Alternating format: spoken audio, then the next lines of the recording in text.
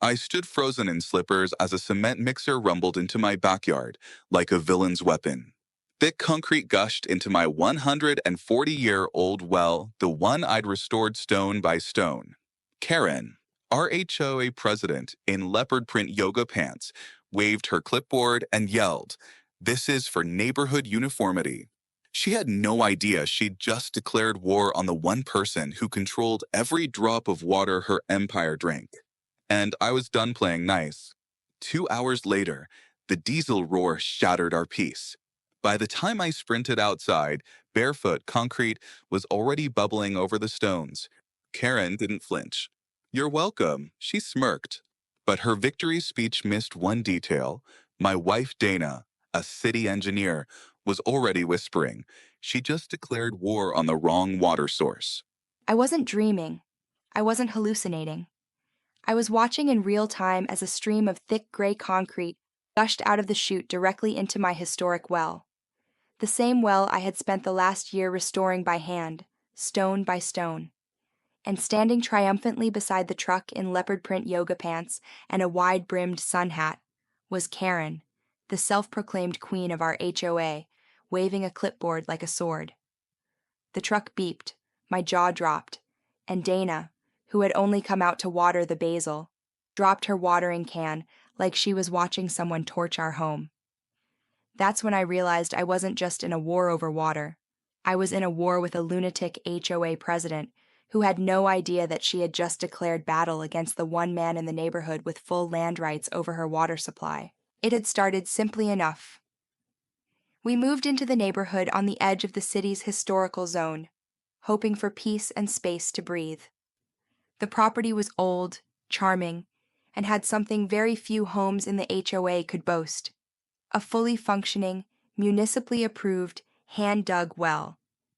While most residents had to rely on overpriced HOA-controlled utility contracts with a notorious water markup, Dana and I used our private well, legally permitted, beautifully maintained, and blessed by the Historical Society. That well was more than just a water source. It was a symbol of independence, of everything we wanted this house to be, free from petty control. Karen, of course, hated it from the moment she saw the renovation plans tacked on our porch. She began her campaign. First came the complaints.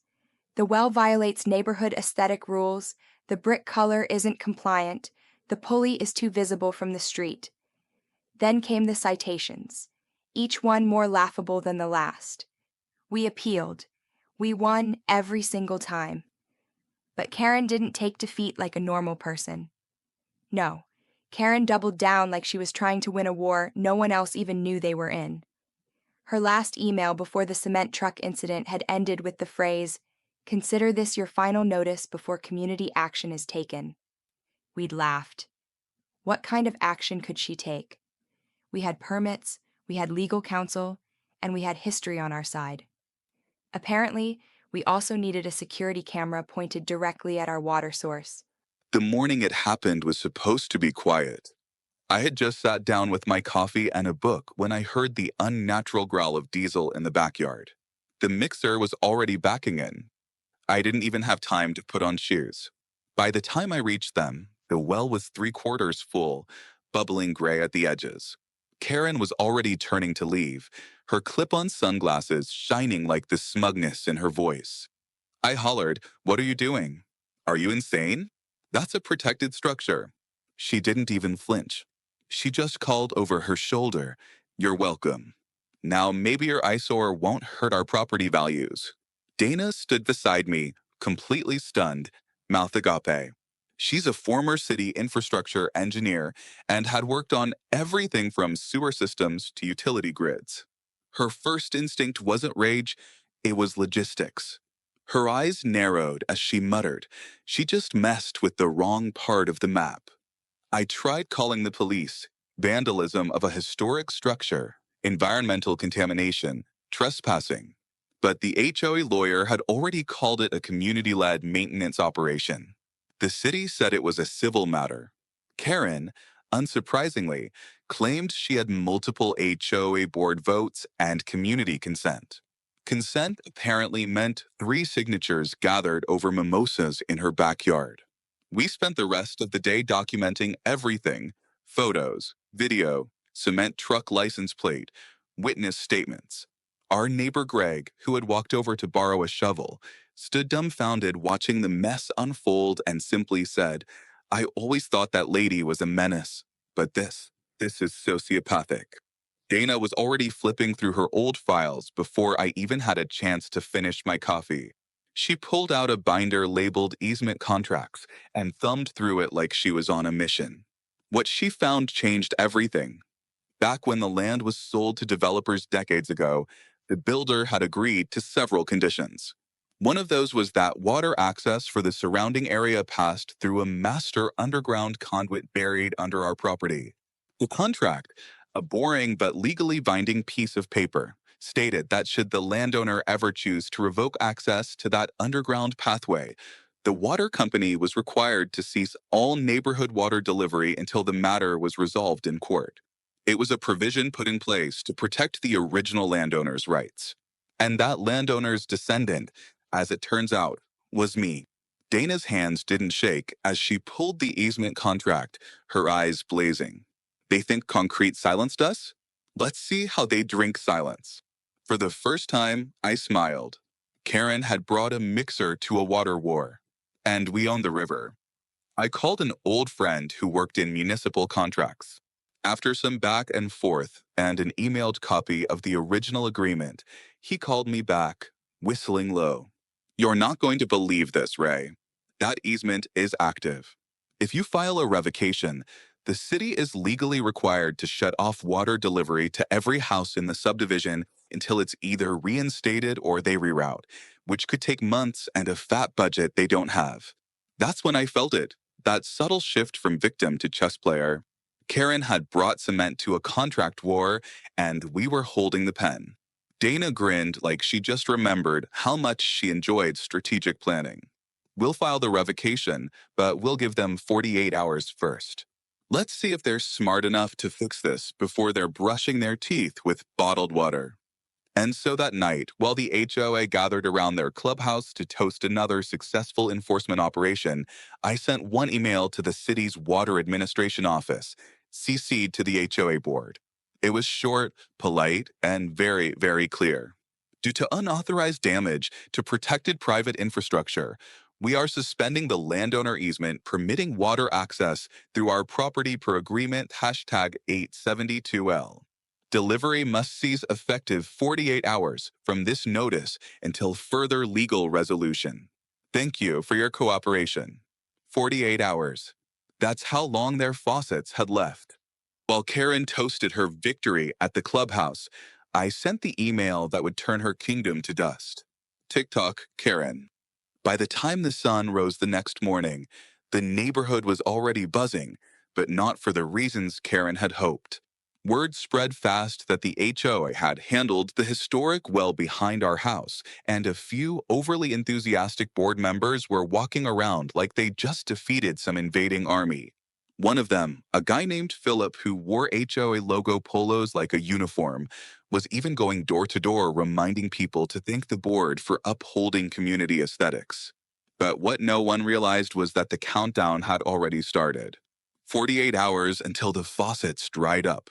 2 days before their beautifully watered lawns became brittle yellow patches under the summer sun. As Dana and I sat down with our coffee, she pulled up a digital copy of the original waterline blueprint and highlighted the part that made this entire situation possible. The HOA's water contract was dependent on a century-old pipeline that ran under our property, buried deep, but never rerouted. They built around us, not realizing the pressure point we had the power to pinch closed. I spent the morning printing off the easement agreement, blowing up specific sections in bold for maximum effect, and preparing my folders. Dana had already mapped out the valve control point. It wasn't some old rusty wheel hidden in a shed. It was a locked utility panel in our backyard, disguised as a harmless maintenance box, which we had restored just last year. The panel gave us legal access to control flow because the original contract never accounted for an HOA acting like a cartel. While I drafted our formal letter to the city, Dana worked her side of the plan. She knew most of the people in the water regulation office, having worked under the same department 5 years earlier. Her former boss, Martin, picked up the phone after one ring. Dana explained what had happened, and Martin let out a low whistle followed by a stunned laugh. Wait, they cemented your well? As in, they trespassed and dumped concrete into an approved historical structure. Dana confirmed, yes, that's exactly what they did. Martin didn't even hesitate. If you're invoking the easement clause, we'll need it in writing, but I'll get the infrastructure inspector over there today. You still have that panel secured, right? Dana assured him we did, and he responded, good, because if they touch it, it becomes a criminal matter. Property access control is no joke. By noon, an unmarked city vehicle pulled up in front of our driveway. A young inspector stepped out, clipboard in hand, and walked directly to the utility panel. After inspecting it and verifying the serial number, he nodded at Dana and gave her a small card. When you send the revocation notice, CC this office. We'll take care of the pipeline shut-off on our end. Legally, we have to honor it. That valve is still yours. Later that afternoon, as I stood outside watering the shrubs with what was left of our emergency well supply, Karen strutted down the sidewalk like she was walking a red carpet. She paused right in front of me, sunglasses low on her nose, and smiled like she'd won some imaginary prize.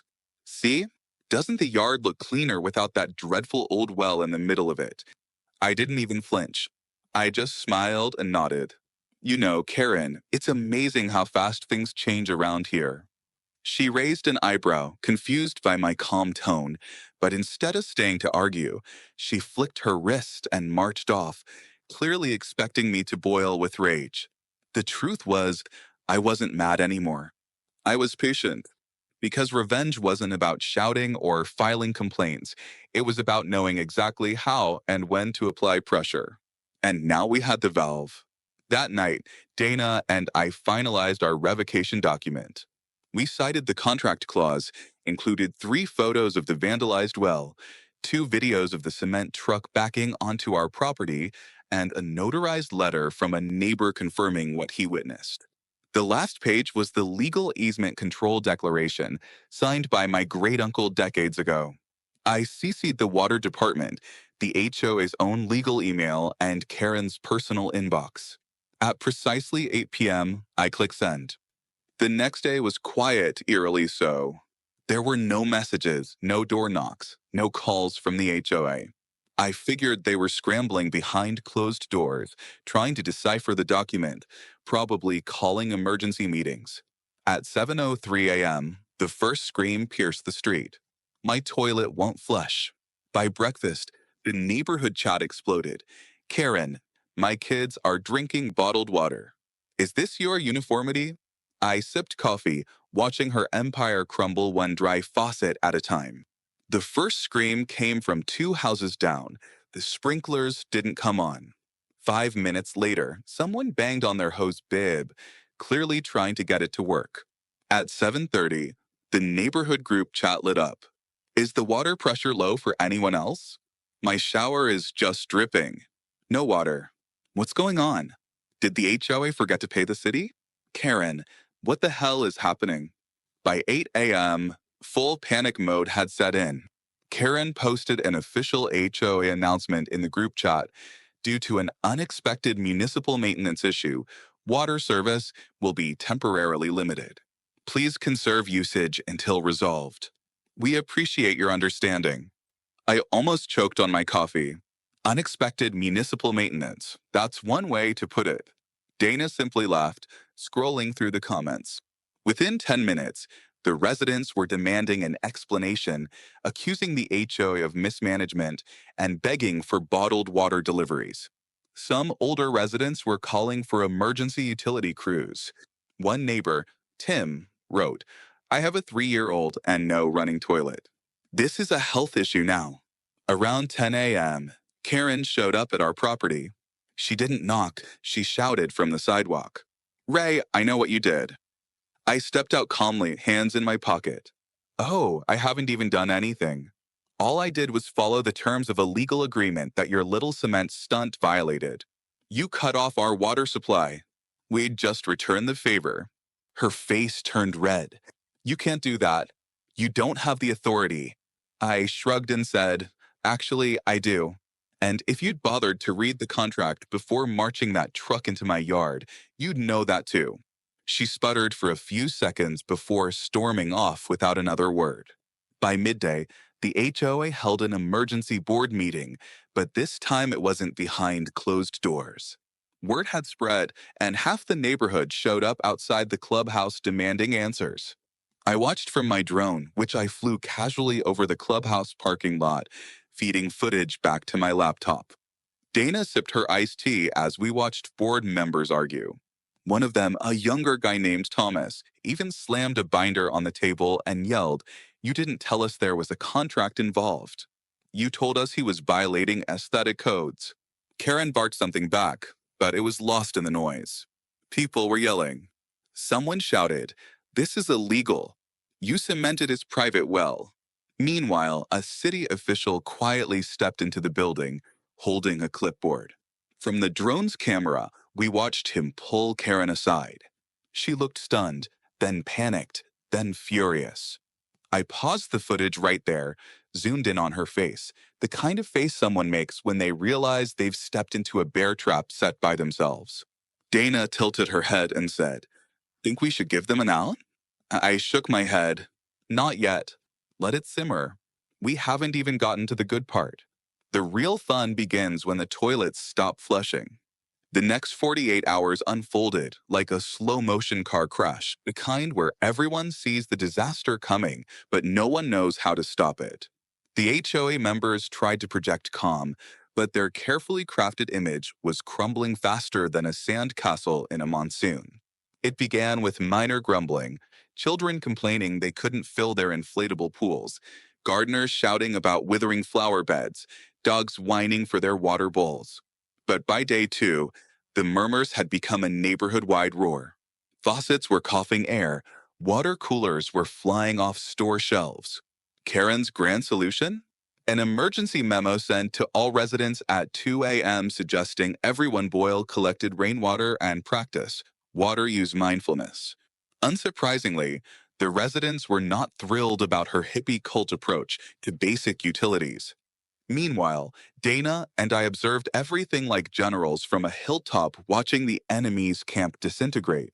Our own water supply was still intact, albeit limited given the damage to our well, but we had enough reserves, portable tanks, and a private filtration setup to stay comfortable. We didn't flaunt it, at least not at first. That changed when Karen accused us in a community post of hoarding water and profiting off neighborhood suffering. That's when Dana smiled, cracked her knuckles, and said, "Fine, let's test how much they really need us." So we set up a little table near our driveway, just inside the fence. On it sat a small water cooler filled from our last functional draw, a stack of recyclable paper cups, and a handwritten sign, "Fresh well water, free for non-HOA members." The message was clear. The board had made this mess, but the neighbors, they still had a chance to drink with dignity. Within minutes, we had a line. Elderly residents showed up with empty jugs. Families brought their kids just for a sip. One man brought his dog. We offered them smiles and cold water, no lectures, no politics, just kindness. And the effect was instant. People began murmuring, not about us, but about Karen. Questions flew like wildfire. Why was the HOA so obsessed with the well? Why would they destroy something that didn't cost them a dime? What kind of neighborhood punishes self-sufficiency? One neighbor, Sarah, stood there sipping her water and said loud enough for the surrounding crowd to hear, "I used to think Ray was just eccentric. Now I think he's the only sane person in this place." By mid-afternoon, Karen stormed over, practically frothing at the mouth. She demanded I stop the unauthorized distribution of water. I calmly pointed out that, unlike her, I had not destroyed anyone's property or endangered public health. She pointed a trembling finger at the sign and snapped, "You're manipulating the community." I replied, "No, Karen. I'm hydrating them. There's a difference. A crowd had gathered by then, watching like they were at a courtroom drama. Someone in the back even whispered, "Objection. Karen, sit down." I almost laughed. Still, Karen wasn't done. That evening, she tried a more official route. She filed a formal complaint with the city's zoning board, claiming I was running an unlicensed water distribution center. But Dana had anticipated this. The form she had printed the week prior, labeled Personal Emergency Relief Distribution Exception, had already been submitted. The zoning officer called me personally to chuckle. "Looks like she's fishing for ways to stay relevant." "Don't worry, you're covered." That night, Dana showed me the neighborhood chat logs. Residents were revolting. Screenshots showed people calling for an emergency HOA meeting, some even organizing a petition to recall the entire board. A few brave souls went door to door collecting signatures. One particularly determined neighbor taped a sign to her mailbox: "I support water rights." Karen was unraveling. Her carefully curated control of the neighborhood was slipping. She tried to release a video to calm everyone down. It was supposed to be a professional statement, but ended up as a PR disaster. In the middle of her rehearsed speech, her lawn sprinklers suddenly choked and died on camera. The background faded from green to brown in real time. But worse was the hot mic moment at the end. As she stormed off camera, thinking the recording had ended, she muttered, "I don't care if they all dehydrate. They brought this on themselves." The clip was out within an hour. A teenager down the street uploaded it to TikTok with the caption, "Karen, Queen of Dry Mouth HOA." And it exploded. Overnight, within 24 hours, the clip had racked up over 600,000 views. People in other states were duetting it, laughing at the absurdity. Dana and I watched from the couch, popcorn in hand, while commenters poured in calling Karen Cement Queen and Hider Karen. Someone even made a meme of her face photoshopped onto a cracked faucet. The public humiliation was enough to trigger a full-blown emergency session the next day. But the board couldn't meet privately. Too many residents had demanded transparency.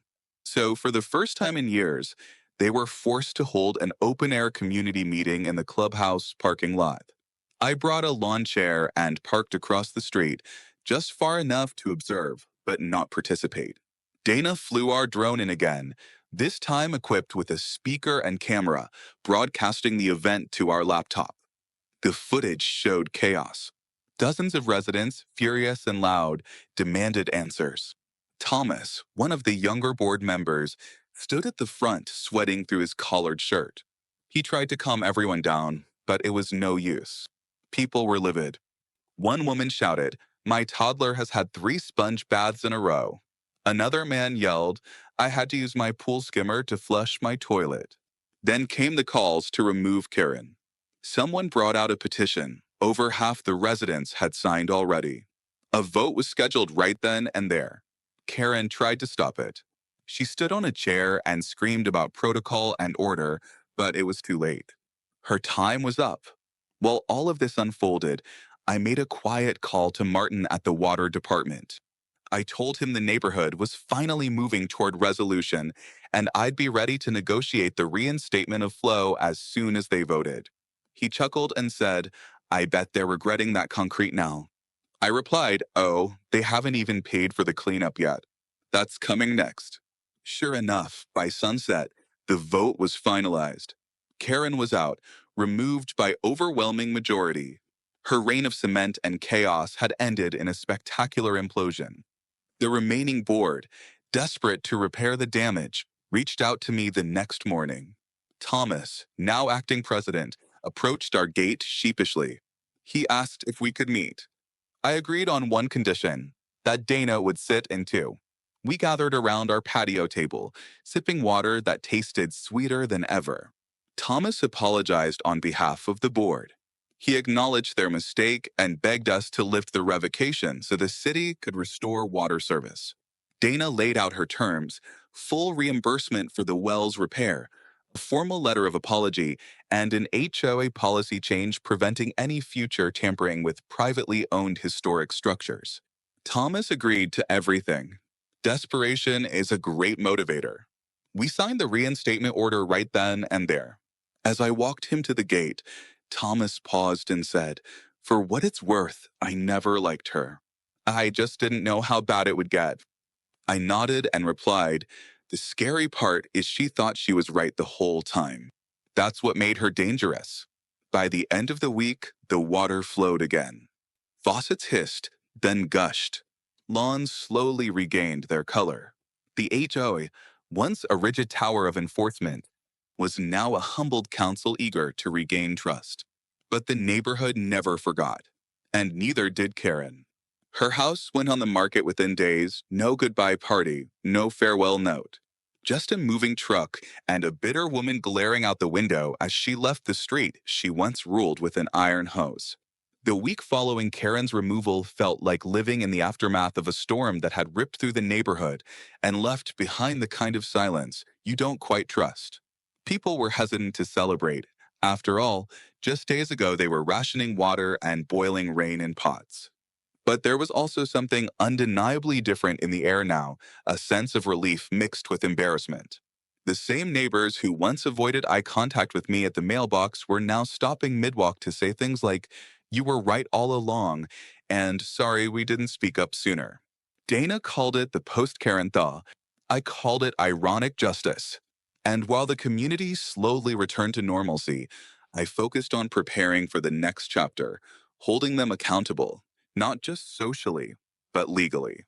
Repairing the well wasn't as simple as scooping out the concrete and calling it a day.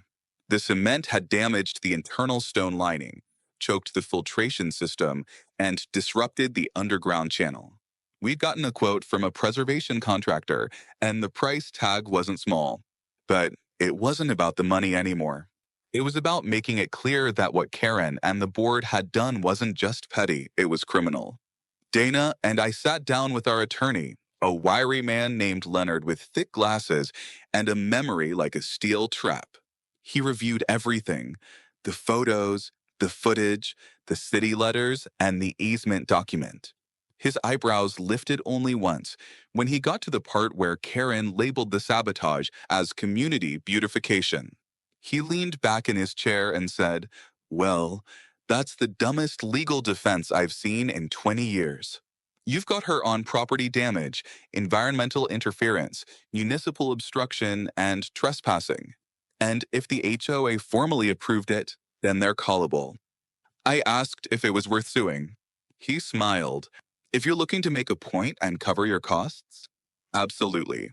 If we play this right, you won't just get your well restored, you'll own the narrative and their future conduct." The civil suit was filed by the end of the week. It wasn't splashy, it was methodical. It listed every infraction by date, outlined the damage to the historical structure, and included three separate expert testimonies from restoration specialists. Leonard made sure the lawsuit named not just Karen, but the HOA entity itself. And that caused immediate panic because the HOA's insurance didn't cover malicious acts or actions performed outside of lawful board votes. The remaining members scrambled. Some pleaded ignorance, others begged to be removed as defendants. A few turned on Karen instantly, digging up old emails and texts where she boasted about her cement solution and mocked us for being country hillbillies with a glorified puddle. The evidence kept piling higher, and Leonard barely had to do any digging. They were handing us the nails for their own coffin. Meanwhile, public attention hadn't faded. If anything, it had grown. The viral video of Karen's hot mic moment was picked up by a regional news station and aired in a special segment called "When HOAs Go Too Far." They interviewed me briefly, mostly about the history of the well and how the HOA had bulldozed its legal boundaries. I stayed calm, professional, even gracious. But they also interviewed neighbors, and some of their responses weren't as filtered. One elderly man shook his head and said, "That woman poured cement into a piece of history. What kind of person does that?" Another neighbor added, "It's not about water anymore. It's about respect. They disrespected all of us." Within 2 days, the HOA board called an emergency meeting not to plan repairs, but to discuss the mounting legal fees. They were terrified. Insurance premiums skyrocketed, contractors refused to work with them, and a number of homeowners threatened to sue the HOA themselves if dues were raised to pay for Karen's mistake. Dana and I sat in on the meeting not as members, but as guests. The room was tense. You could feel the shame hanging in the air like humidity before a thunderstorm. Thomas stood at the front, pale and exhausted, trying to keep order. He opened the floor for public comment, and that's when everything unraveled. One woman, the same neighbor who'd put the I support water rights sign on her mailbox, stood and addressed the board directly. I want to know why our dues should go toward fixing something we didn't vote for. You let Karen run wild, and now you want us to pay for it. Another resident followed, demanding to see the vote record for the well sabotage. Turns out, there wasn't one. Karen had acted unilaterally, claiming board support that never existed. She even forged two digital signatures on an internal document to justify the cement truck order. Gasp that rippled through the room was louder than anything spoken. I stood up then, not to gloat, but to clarify. For what it's worth, Dana and I didn't file this lawsuit to punish the community. We filed it to make sure this never happens again. We wanted to protect something old and meaningful. Instead, we had to protect ourselves. If the board wants to settle, we're open to negotiation. But the apology? That has to be public. And it has to be real. They didn't argue. By the end of that meeting, the HOA had agreed to a full settlement, complete funding for the restoration, public acknowledgement of wrongdoing, and a restructured board code requiring unanimous approval for any future property interference. Karen, meanwhile, was nowhere to be found. Rumors said she'd moved to her sister's place across the state. One person claimed she was trying to start a new HOA. Another said she'd gone off the grid entirely. I didn't care. She was out of our lives. Her legacy, however, was sealed in every broken sprinkler and dry faucet left in her wake. A few days later, a crew arrived to begin removing the concrete from the well. It took almost a week. They used specialized tools, one layer at a time, preserving the surrounding stonework. As the final chunk was lifted out, I watched from a lawn chair with a cold drink in my hand. Dana snapped a photo, one of those rare moments where peace returned to a place that had seen so much chaos. The restoration team applauded when clean water trickled up again, slow but steady, proof that nature was more patient than any HOA president. The city even offered to place a protective marker near the well, registered historic water source, any tampering subject to prosecution. I said yes without hesitation. They installed a small sign, brass and understated, the side is stone path leading to the well. Kids from the local school came to tour it. Teachers asked if they could use it as part of the town's history curriculum. I agreed, smiling. Let the next generation learn how quickly good things can be destroyed and how hard they are to rebuild. That weekend, we hosted a small gathering, not a party, just neighbors coming together. No HOA oversight, no official approvals. People brought food, folding chairs, and stories. It was the first time in months that I'd seen real smiles, not polite nods or neighborly obligations, but actual human gratitude. One couple brought a bottle of wine with a note that read, "Thanks for holding the line when the rest of us didn't know how." Dana teared up reading it. I didn't blame her.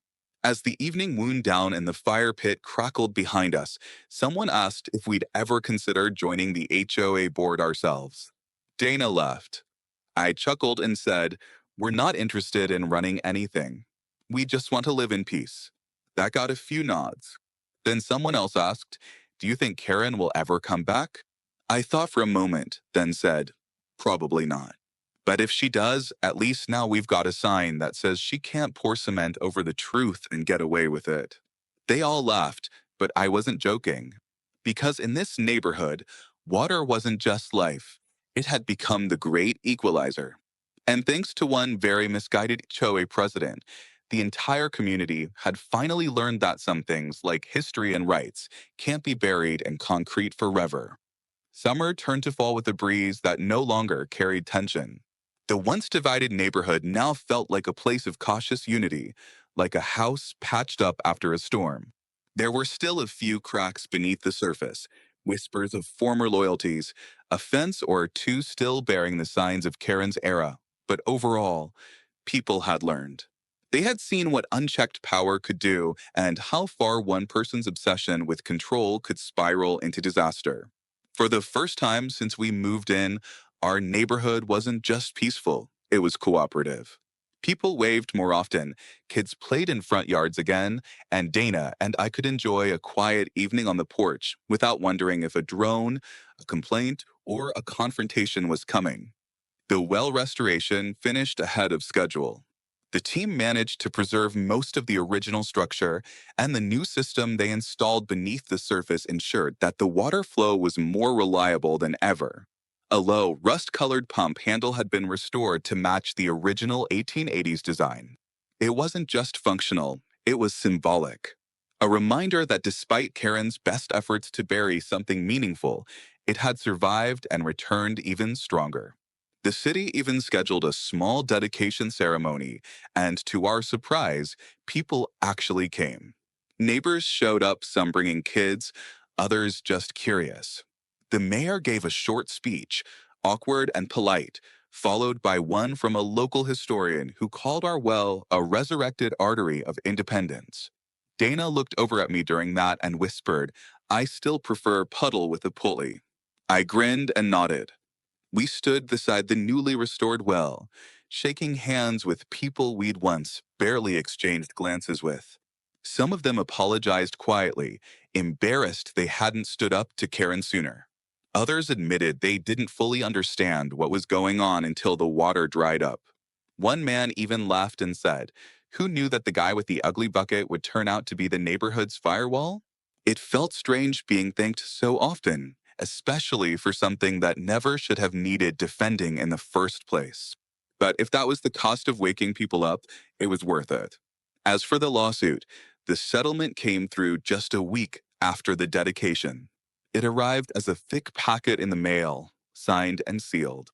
The HOA had formally agreed to pay for the entire restoration, legal costs, and a small additional sum for damages.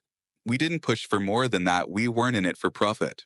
The key clause, however, was the one Dana fought for, a permanent amendment to the HOA bylaws that stated no member, officer, or committee could interfere with historically zoned private property under threat of personal legal liability.